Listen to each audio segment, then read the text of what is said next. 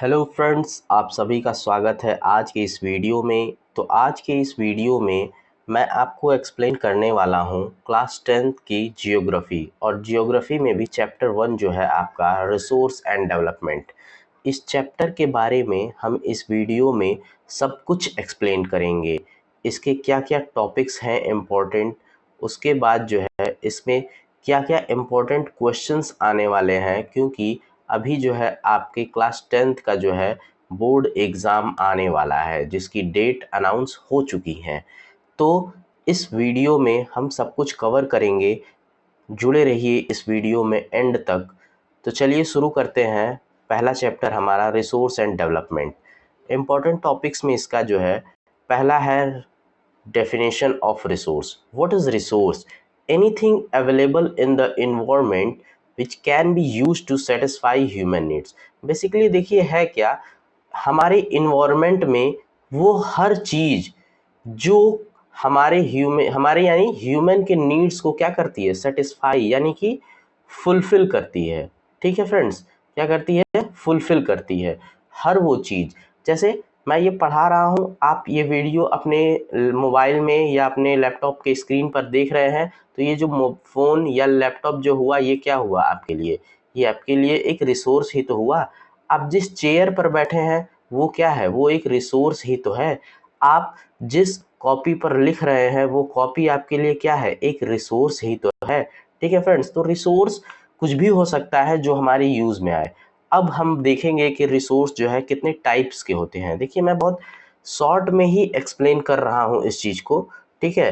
तो आपको चीज़ों को समझते जाना है, कॉन्सेप्ट आपको क्लियर रखना है, ठीक है। मैं यहाँ कोई रटवाने नहीं आया हूँ। नेचुरल रिसोर्स पहला हमारा टाइप ऑफ रिसोर्स है, दूसरा है ह्यूमन मेड रिसोर्स, तीसरा है ह्यूमन रिसोर्स। देखिए ह्यूमन मेड और ह्यूमन रिसोर्स में आपको कंफ्यूज नहीं होना है। नेचुरल रिसोर्स से क्या मतलब है हमारा, वो हर सब्सटेंस या वो हर थिंग्स जो हमारे लिए रिसोर्स है, बट उसका ओरिजिन जो है नेचर है। उसका ओरिजिन क्या है, नेचर है।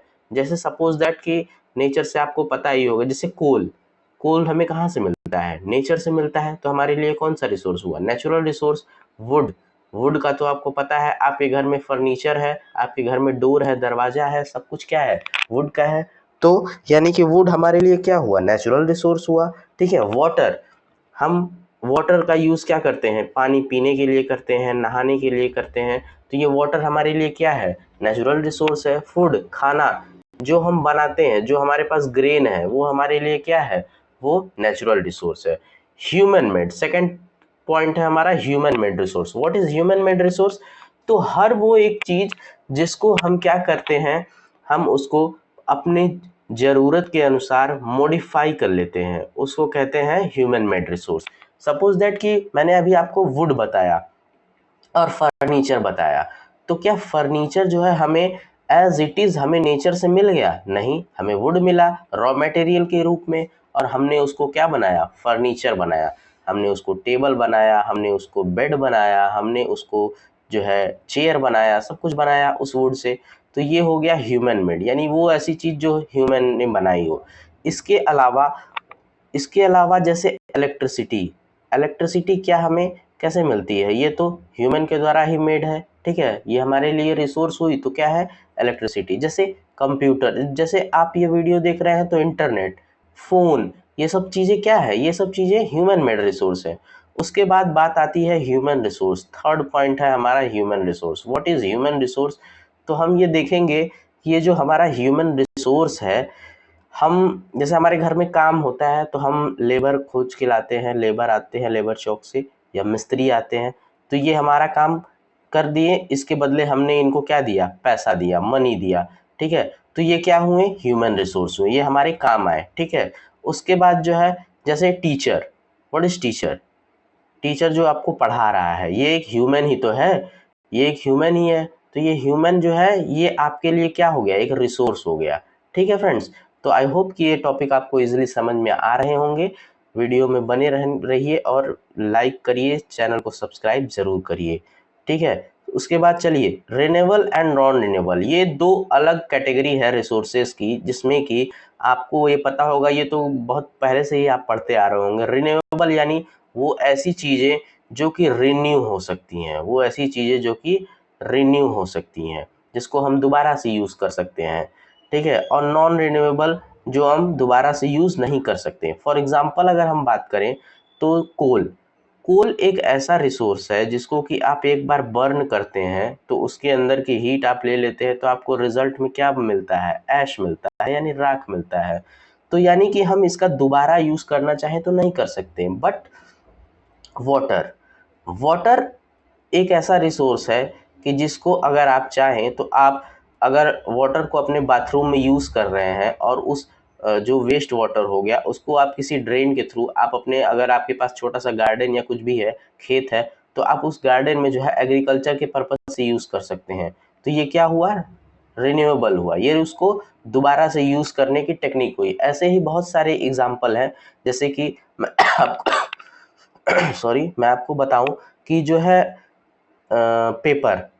पेपर को हम देखिए रिसाइकिल करते हैं तो क्या हो गया, वो रिन्यूएबल रिसोर्स हो गया, ठीक है। लेकिन अगर वहीं वुड जो है एक बार जो है ये कट गया तो क्या ये दोबारा यूज हो सकता है, दोबारा ये कोल के फॉर्म में यूज होगा, इसका फॉर्म चेंज हो जाएगा बट ये दोबारा उसी फॉर्म में यूज नहीं होगा, ठीक है फ्रेंड्स। तो अब हमारा नेक्स्ट टॉपिक है development. What is development?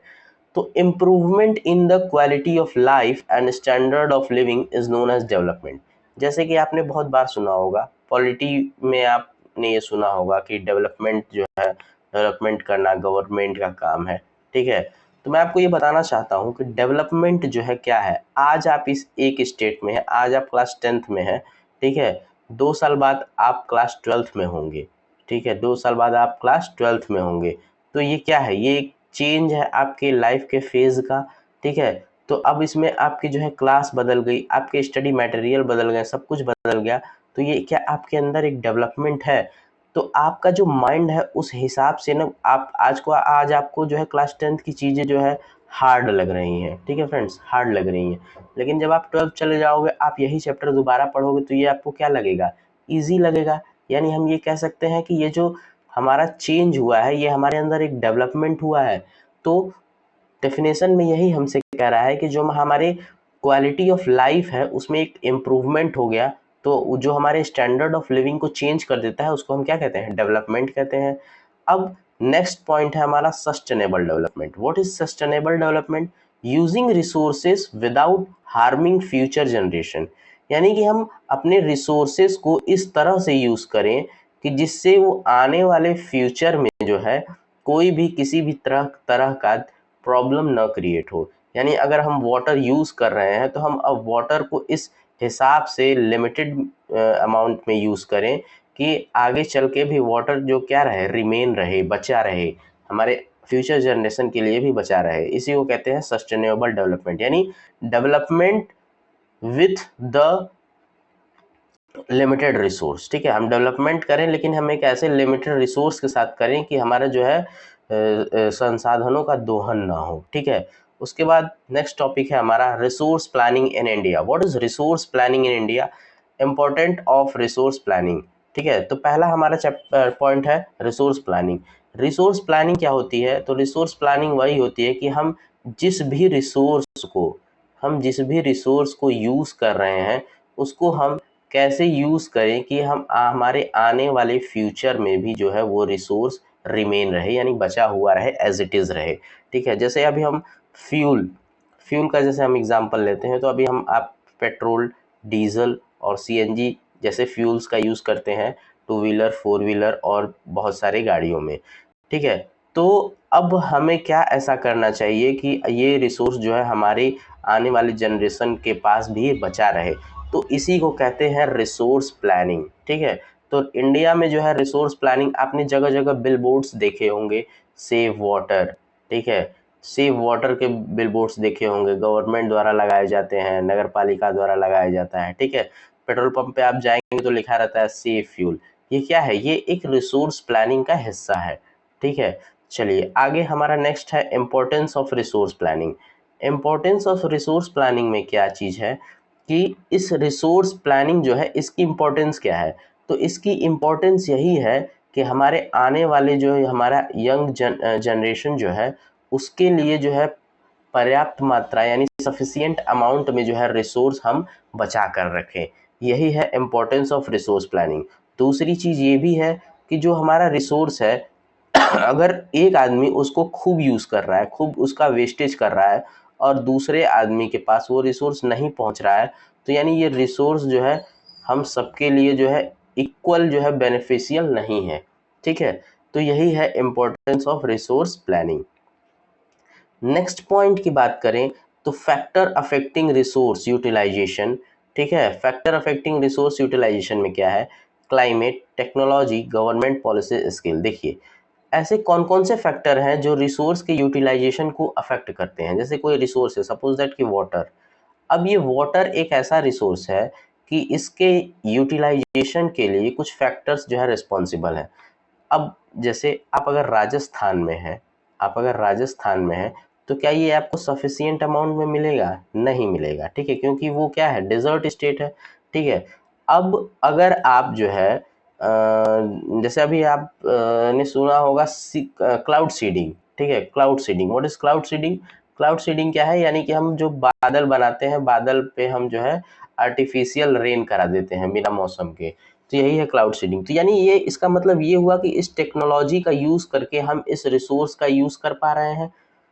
Using of technology, using of resource by the help of technology is known as technology that affect our resource utilization. ठीक है, उसके बाद गवर्नमेंट पॉलिसी। जैसे मैंने अभी बताया कि आपने जगह जगह बिल बोर्ड्स देखे होंगे, तो ये बिल बोर्ड्स कौन लगाता है? गवर्नमेंट। तो गवर्नमेंट एक पॉलिसी बनाती है कि ठीक है, जैसे आप बिजली का बिल, बिजली आप यूज़ करते हैं तो बिजली के बिल पे आपने देखा होगा कि सेव इलेक्ट्रिसिटी लिखा रहता है।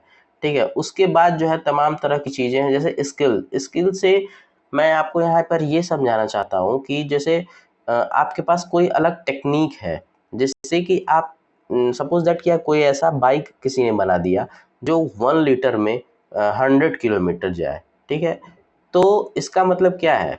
तो हालांकि अभी बहुत सारी बाइक है, मान लीजिए इसको 200 कर दीजिए। ठीक है, 200 किलोमीटर जाए।